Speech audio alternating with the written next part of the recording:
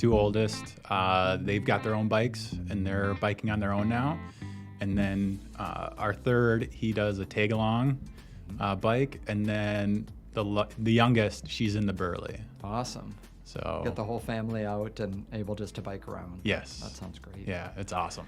Yeah, and there's so many good trails in that kind of Southwest Metro, right? Mm-hmm. You know, all the way from Victoria to St. Louis Park and beyond, right? Yeah, it's awesome. Just on Sunday, we biked from our place down to Excelsior. Wow. And it was amazing. That's so fun. Yeah. Yeah.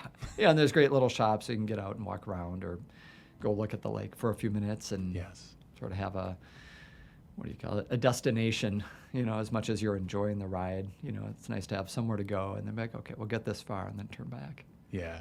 Yeah, our destination is usually Adele's. The kids love to get their ice cream. And so we go to Adele's and then bike home. Awesome. Yeah.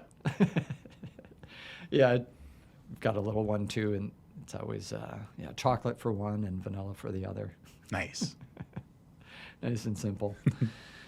Thank you, Charlie, for coming in and coming on the pod here. We're going to absolutely. We're going to talk a little bit about that feeling you might have if you haven't saved enough, or if you think you're maybe not on track with your financial plan.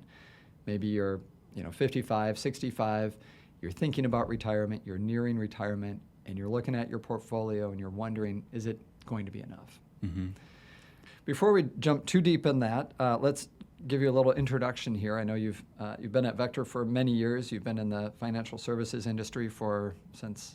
Yeah, it started in 2008. So if we think back to that time, so now just over 15 years. Yeah, 2008. Those were rocky times. Yes. Volatility. A lot of volatility then. Uncertainty. Yes. Relatively very difficult time in the market, difficult time to start in the industry. But at the end of the day, it was an experience that take with me forward in working with the clients that I do work with. Yeah, good to have that background to kind of lean on now when it's, I don't know if it's simpler times, but different times. Yeah, absolutely. Feels different, but it's, What do they say?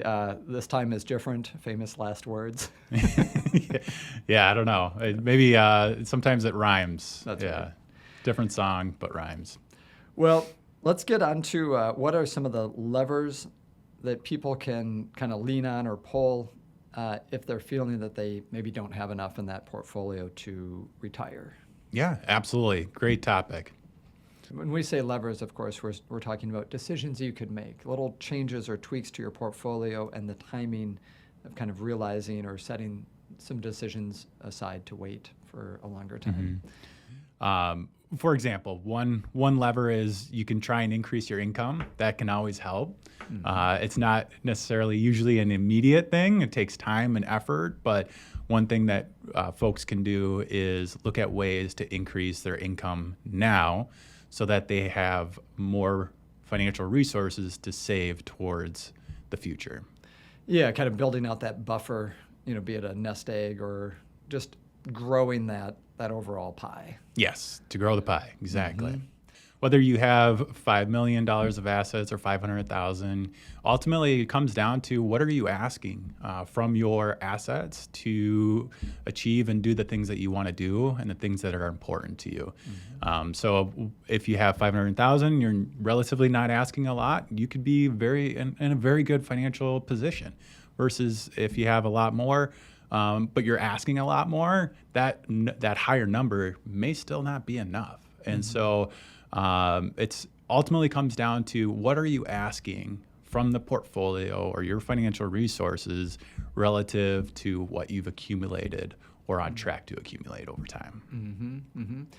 So you talked a little bit about trying to increase your income, and certainly there's multiple ways to do that. Maybe what's another way to sort of get back on track? Mm-hmm. Yeah, so saving more. So if you have the same amount of income, you want to be able to save more. That's another way to go. But then you got to decrease to make that equation work, decrease your expenses in some way so that you're able to save more today. Another example that we come across often is thinking about gifting and people's desire to either gift to their children or to a nonprofit organization that's important to them. And so sometimes for those clients that do have worries or stress on the portfolio because they're maybe partially of the amount that they're giving to family or to an organization. I'm thinking like a church or maybe a college school or a particular, something philanthropic. Yes. Yep. Exactly. Many different types of organizations that are important to people, and those are some great examples. And oftentimes, these organizations they ask for money. That's one way to support. We get that a lot, especially at the end of the year. But a lot of times, for other people, they don't realize like another way to give is through their time and through their talents. Maybe it's a way that they can volunteer or donate their time to the organization, so that they're supporting an organization that's important to them, but maybe they're not giving as much of financial resources as they historically have or maybe initially intended to give. And same with family. I mean, yeah, sometimes, for kids or grandkids, giving time, helping out in different ways through time. Yeah. Yeah, the time-money trade-off is always a good one to think about, just time being such a scarce asset, right? Yes. The true scarce asset. But time is scarce, and financial resources are scarce too. So for individuals, they can look at, all right, well, if we adjust the amount, what's the impact of the plan? And maybe they look at using more of their time if they have it. Mm-hmm. I think about the vector kind of bucket-based investment approach, right? It's saying 3 years of sort of cash-like investments as you head into retirement, so that the longer-term investments have an opportunity to grow and withstand that volatility. So when you talk about those kind of time periods, how do you think about it within that framework? Yeah, absolutely. So it helps us decide how we're going to stage the portfolio, especially in that first bucket, like you mentioned. Do we need, more or less staged out in the next 3 years? Because are you planning to start collecting Social Security in 1 year or 3 years or 4 years? Then we decide how to stage our portfolio. So if you're planning to wait longer to start collecting your Social Security, maybe it's 4 or 5 years out, well, that means we're going to allocate more of the portfolio for covering your income needs today relative to what we would do otherwise. If you were to start collecting in a year, relatively, then we would be staging fewer dollars towards that bucket. And same with the pension. So the timing of the pension is similar to Social Security. It helps us determine how we need to stage the dollars and how much to stage in those first 3 years. I've heard it said about pensions that it is not an asset, but rather a contract. Have you heard that before? I have not. I think it works. Sense. It is a contract. Mm-hmm. Yeah, so it's not a pool of assets that you're managing, but rather the sort of, continuum of income that you're sort of not generating, but receiving. Mm-hmm. Yeah, and those pensions, relatively, there's not as many out there today that employees have, but for many people, it is an important component of their income in retirement, that contract. Yeah, so it sounds like if you've got Social Security, a pension, or these sort of different cash flow-like material that you're thinking about, how do we balance that with the portfolio that we have? Can we wait on things? Can we sort of lean on that pension or Social Security or other income source that we don't have to maybe take from the portfolio and can let it sit for a longer, or be invested, I should say, for a longer period? Yeah, absolutely. So with Social Security, for example, there's by delaying, it allows your Social Security benefits to increase, and therefore maybe it makes sense mathematically to allow those dollars to grow based on their Social Security schedule versus having a portfolio that potentially, longer term, it's unknown. We have averages. We know generally what the market returns, but in any given year, it can fluctuate quite a bit. I mean, we look at 2023's returns versus 2022's, quite a range of two experiences right there. Whereas with Social Security, you have more certainty of what your growth will be each year by delaying. And so that's why it's important to, why we stage our dollars the way we do in that first bucket, because the uncertainty in the short term, there's too much of it. And so that's why we stage dollars for the short term, so that those dollars on the long term, maybe you have a 2022 and a 2023, but if you're able to stay invested, be invested, you get that longer term growth. Let's go back to a few more of the kind of what are the stressors on a financial plan. As you're meeting with clients and they say, hey, this is what I'm kind of worried about, or, I'm not sure if I'm going to have enough to retire on or to be on track. And maybe that means that they're, they've got a wish list item, or, maybe it's more travel. So Oh, yeah, absolutely. So with that, we can review different ideas, different scenarios, and plug in the numbers and say, all right, well, with a vacation, maybe the thoughts are a certain dollar amount for the next 10 or 15 years.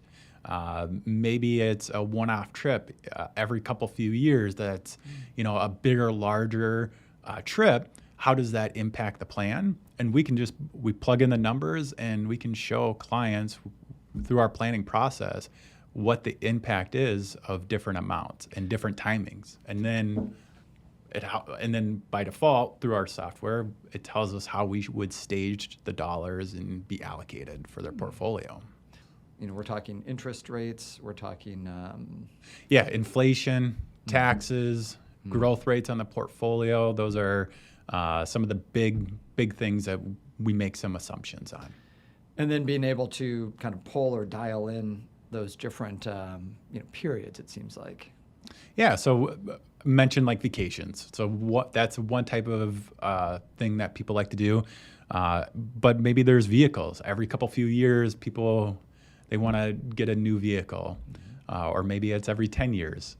We can build that into the Sojourn plan to say, all right, well, if you buy this vehicle and you pay it for, let's say, via a lump sum, what is the impact to the plan and your financial flexibility longer term? Or if you buy the vehicle and you make payments on it and get a loan, what is the impact to the financial plan in that scenario? So we can look at different situations, different assumptions, and look at the impact, and that allows clients the ability to make decisions. Right. Yeah, if you know what the impacts are on the portfolio, and does it put you further on track or off track, right? And then trying to come to a conclusion about it. Yeah. Other areas, we think of like a mortgage with historically low mortgage rates that a large majority of people are in these days. It doesn't make sense to necessarily pay it off early. So what is the impact of a mortgage, and when is it anticipated to end?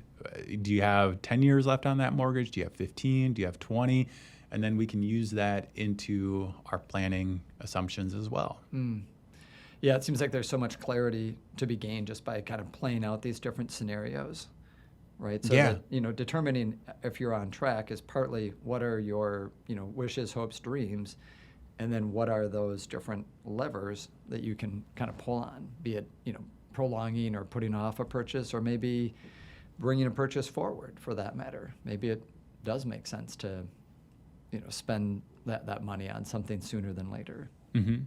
Yeah. For example, recent client interaction was they kind of normally have a budget of their annual vacation costs and a certain amount each year to go for the next 10, 15 years.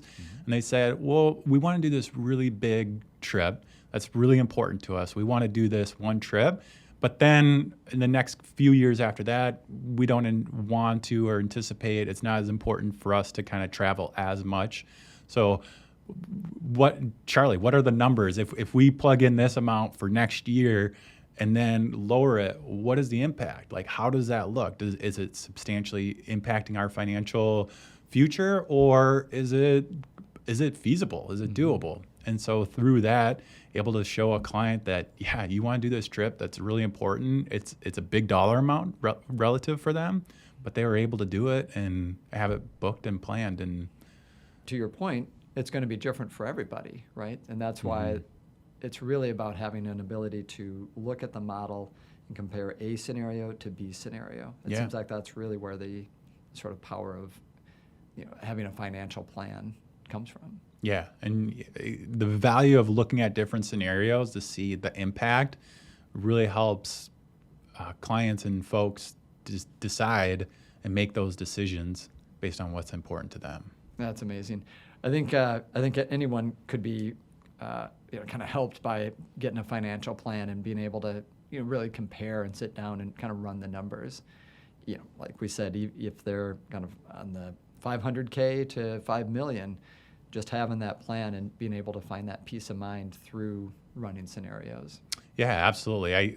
I know from our clients, they are running scenarios through their head all the time. I mean, on a personal note, I am too, right? We're all individuals. We all have our kind of individual goals and desires. And so we're running things through our minds all the time. And our clients are. We know that. We see that. And then the feedback that we often get in the meetings when we start actually looking at the numbers is just that sense of, okay, now we can see it. It's more tangible. You can really see that to help make decisions. I would and imagine be there's confident in making those decisions. I imagine there's a sense of relief at times, that you have that client meeting and they've been running the scenario in their head. They're like, what if?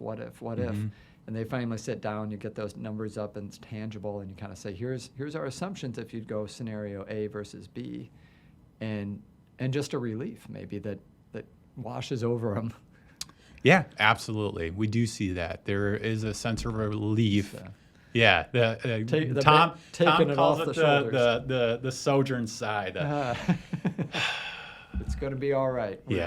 We're going to find a way to get on track. Yeah, and maybe it's not like as desirable as one would hope, but just having that sense of relief to know where they stand today is a lot better than kind of just running through a bunch of checklists in our minds and worry and stress. Just like you said, compare scenario A to scenario B, and then be able to make a decision. I love it.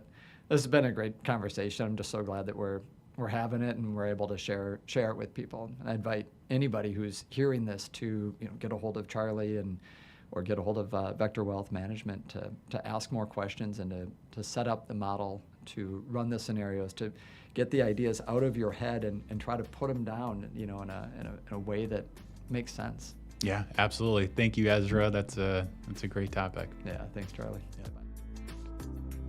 Hey, thanks for listening to our podcast. Information presented is for educational purposes only and does not intend to make an offer or solicitation for the sale or purchase of any specific securities, investments, or investment strategies. Be sure to consult first with a qualified financial advisor and/or a tax professional before implementing any investment strategy.